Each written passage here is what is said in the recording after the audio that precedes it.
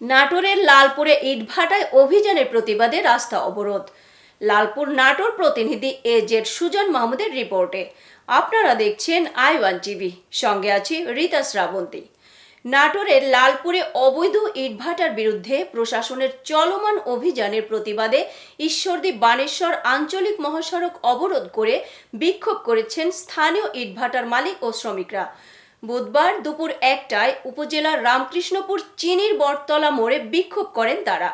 প্রায় ৪৫ মিনিট ধরে অবরোধের কারণে মহাসড়কের উভয় পাশে যান চলাচল বন্ধ হয়ে দীর্ঘ যানজটের সৃষ্টি হয়।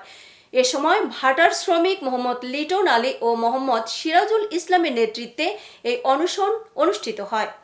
শ্রমিক নেতা লিটন আলী বলেন, আমরা শিক্ষিত ছেলে, সরকারের প্রতি অনুরোধ আমাদের চাকরির ব্যবস্থা করেন, আর নয়তো ইটভাটা পরিচালনার ব্যবস্থা করে দেন। আমরা ইটভাটাতে কর্ম করে রোজি রোজগারের ব্যবস্থা করি।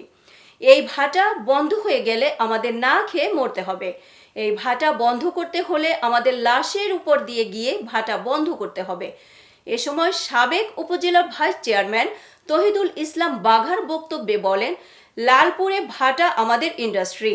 এই ভাটা বন্ধ হয়ে গেলে লালপুরে হাজার হাজার শ্রমিক বেকার হয়ে পড়বে এবং তাদের পরিবার অনাহারে থাকবে।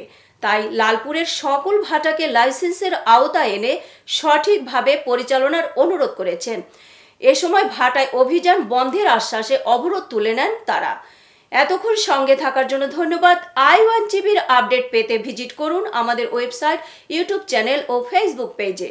ধন্যবাদ।